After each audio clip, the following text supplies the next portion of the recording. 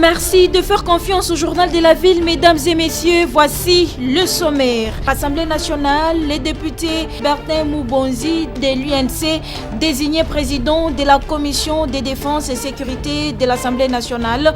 Il remplace Jeannette Kabila qui dirige la dite commission depuis le 30 octobre 2019. La pratique de la retenue sur les salaires des enseignants est formellement interdite, rappelle le secrétaire général à l'EPST dans une correspondance adressée au directeur provincial de l'EPST, au coordonnateur provincial des écoles conventionnées et au directeur provincial des écoles conventionnées. C'est tout pour les titres. Mesdames et messieurs, encore une fois, bienvenue dans ce journal.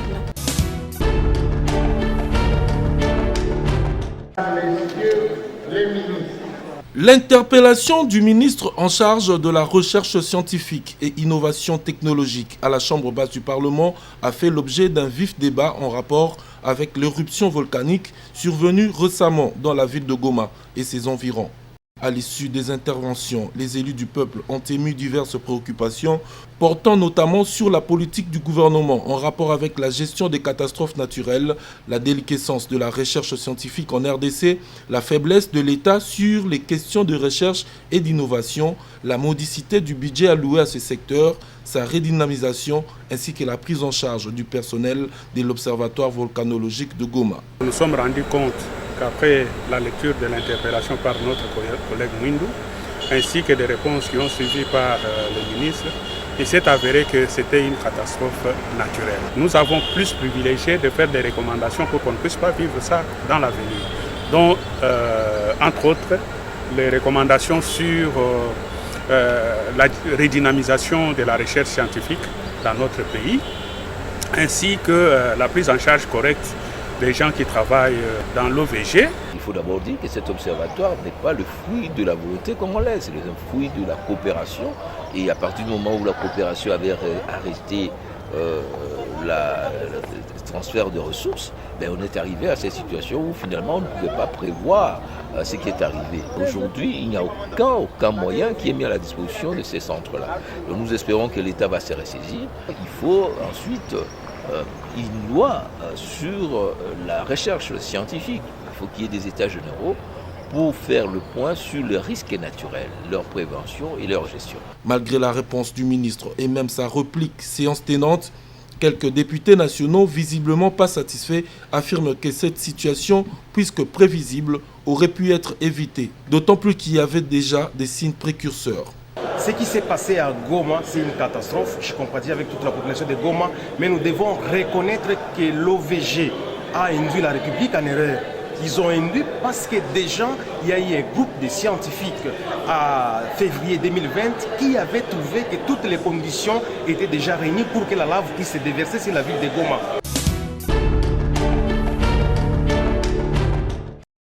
Le ministre de la Santé publique, Hygiène et Prévention, Dr Jean-Jacques Mbonga Nimbanda, a échangé tour à tour ce mercredi 9 juin en son cabinet de travail avec les différents diplomates et ambassadeurs accrédités en République démocratique du Congo.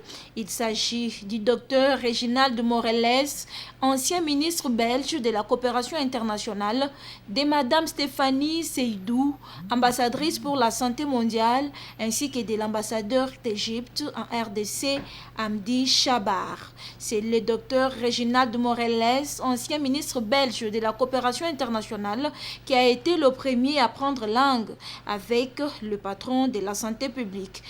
Et le but, en fait, c'est de construire à Béni, pour la population qui couvre quand même plus d'1 million de personnes, un centre d'excellence et de formation chirurgicale et obstétricale.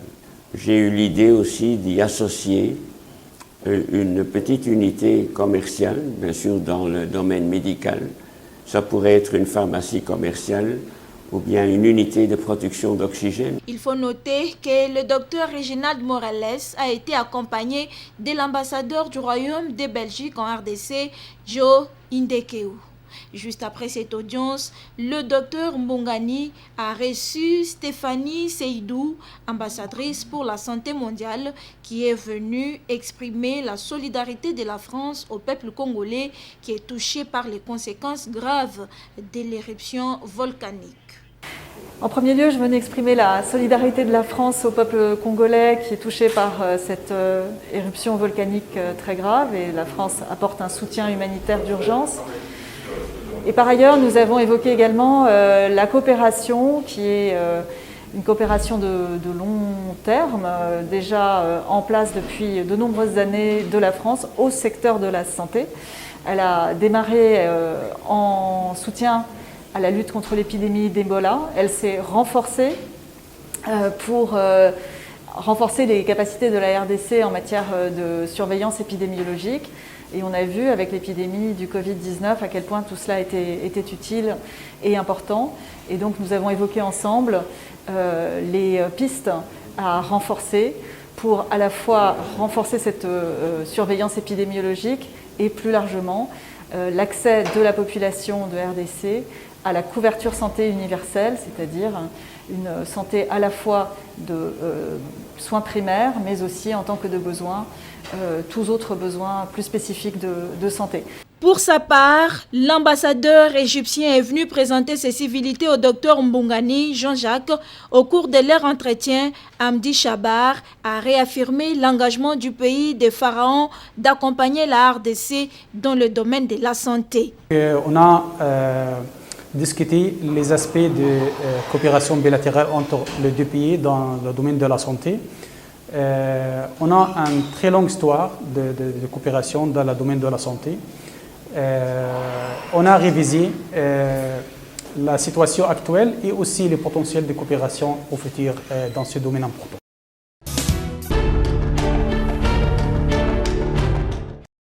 Troisième vague de la Covid-19, que pense le chef coutumier du groupement Mikonka, Montali Pedro? Banakala manolo bango ezali ba fièvre moko saisonnière.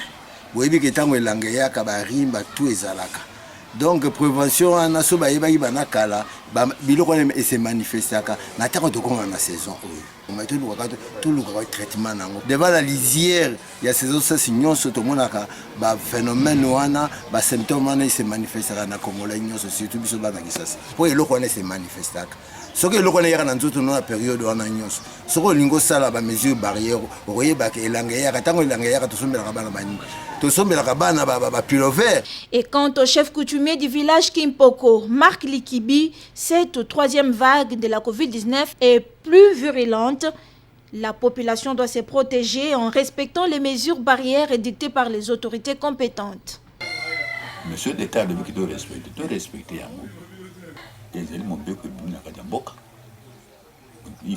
respecter. Il faut la respecter.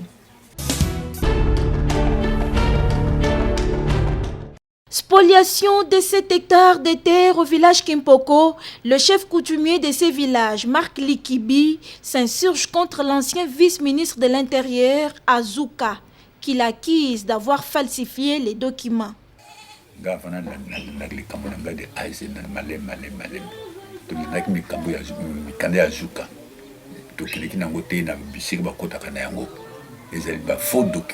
Faux documents. Le coup, les vice-ministres, on a dit que mais ils ont faux documents. Nous avons dit que nous avons chef coutumier, nous avons droit d'enquêter. Nous pour attendre nos partis, nous avons dit que nous avons dit même des coups d'azou qu'on retourne a terroté. Bon, il y a autant pas les vice-ministres. Je vais en droit mon côté, il y a le local à l'issue. Bâtir les 7 hectares yannim. Ma belle moi, qu'on a eu à Datanaï. Qu'on n'est pas yaki, n'importe quel coutume zate. Il y a chez Monangai, Banana Jubo Konji, il y a 9 ans aujourd'hui. Il y a chez Monangai. Chef ce chef monsieur a koufi ba remplacer monsieur bino nyos dans la katima biba ferme il faut mon chef wan ya cha mona ngata na miso. Pour le chef coutumier du village Kimpoko, à part lui, personne d'autre ne peut vendre une portion de terre dans son village. Marc Likibi possède tous les documents qu'il faut et il est doté d'un plein pouvoir lui légué par sa lignée. Que les spoliateurs respectent les droits des chefs coutumiers et les lois du pays. Même les chefs coutumiers, si on a 2, 3, 4, 5 hectares, il faut monter des villes. Ce qu'on a ministre, aux ministres, dans la classe, notamment qui battent le niveau d'études faites, il y a un bâti au ministre. Mais au côté ministre, on a bien l'engagé. Qu'il y a un ministre, il y a un bourgmestre, il y a un directeur, il y a un bon aboy, il y a un qui n'est pas dans ma bilewana. Na jona ngapi mutakusala ngile komekate oyangate bazala agité italié ngana yimlo kola zotonga aya sombaki na mbongo na ye ezali mabele na ye ezali na ye asala misane convenablement makamba ko bangeza te banga zuka seki. Par ailleurs, Marc Likibi, chef coutumier du village Kimpoko, appelle la population de son village d'être calme car le dossier a été déjà clos à la justice.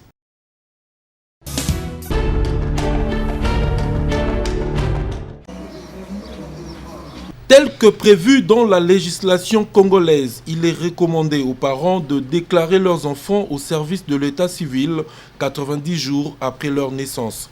Mais en quoi cette pratique est-elle avantageuse et en quoi est important le document octroyé après enregistrement?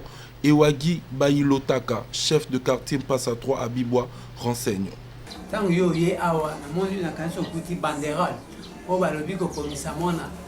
Eza ofele na service état civil, c'est-à-dire mon aeba na l'état congolais que mon nom abotami esika oyo awa tout ça ba ni dia ngwana yoki après 90 jours ce que comité ko enregistrer moi non état civil ali mon na oza ba ko enregistrer te malamu. Il faut ça là tout avant au mona ko ça sans amissade ou bien 90 jours il faut enregistrer na service état civil bandi appartient à quartier. Dans le quartier, tout ça, na agent, agent chargé à l'état civil et à Zalaka. Et y compris politique commune à Sala, à Tchaba bureau secondaire, bureau de liaison, où ils ont par exemple, ils dépendre, bien sûr, bureau central, ils ont la commune, dans le bâtiment communal. Mais bureau secondaire, le coup dépend de la l'avenue Kimbuta, au coup bureau de liaison, c'est-à-dire bureau secondaire, où ils ont ça le travail. Na ndenge moko na bureau ezana commune soki awa ezui eke utika ba donner na niveau communal usale devoir civique ya biso baboti soko boti mwana il faut yeba au commissariat na beaucoup ya l'état na service état civil eza pièce mot très important oyo ko sunga mona dira vina e mobimba même soki ngi asala adaptation ya ba document par exemple ya ba voyage tel que document de l'état ngi zo passeport azwa il faut un document même quand commissaire na classe même la classe amenée telle que dans l'université ce qui a collé il faut document c'est très important.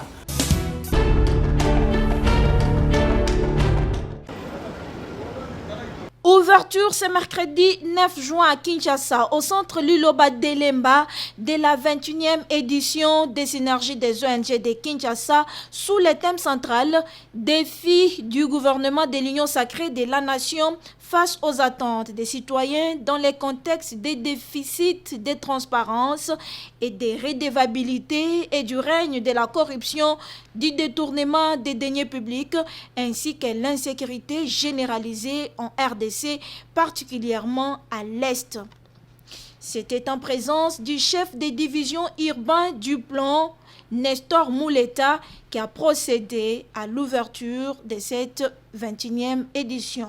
Pendant 4 jours, soit du 9 au 12 juin, les conseils provinciaux des ONG de Kinshasa, Krang Kinshasa et les organisations de la société civile vont réfléchir sur la situation actuelle du pays et faire des évaluations afin d'élaborer un document à soumettre au gouvernement congolais, précise Guy Moudoumboula Makola, secrétaire exécutif du Krang Kinshasa. Nous allons réfléchir sur le thème central relatif aux défis majeurs du gouvernement de l'Union sacrée de la nation face aux attentes pressantes des citoyens et dans le contexte de déficit de transparence et de redevabilité, ainsi que du règne de la corruption de détournement de deniers publics, d'enrichissement illicite, ainsi que de l'insécurité très généralisée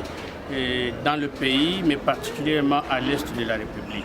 Mais quels sont les résultats attendus? Le résultat attendu est que, au travers des OSC participantes, que la population soit informée des difficultés auxquelles devra faire face le gouvernement Sama Lukonde. Deuxièmement, que l'on sache quels sont les mécanismes et les stratégies qui sont entretenues pour opérer les détournements de deniers publics, les actes de corruption, mais aussi pour tenter de faire des enrichissements illicites, particulièrement dans les communes de Kinshasa, et quels sont les mécanismes et acteurs à l'origine de l'insécurité généralisée dans le pays, particulièrement à l'Est. Les participants à cette 21e édition des synergies des ONG sont appelés à travailler sans relâche pour sortir avec des solutions palpables pouvant amener le pays à mettre fin à la situation précaire. Tous les participants qui prennent part à ce forum sont invités à beaucoup de rigueur, à beaucoup de sens de responsabilité, de sens de patriotisme, mais surtout beaucoup de sens de courtoisie dans ce qu'ils vont devoir présenter comme résolution et proposition de solutions aux autorités de la République. Notons que la 21e édition des synergies des ONG s'est ouverte dans le respect strict des mesures barrières dues à la COVID-19.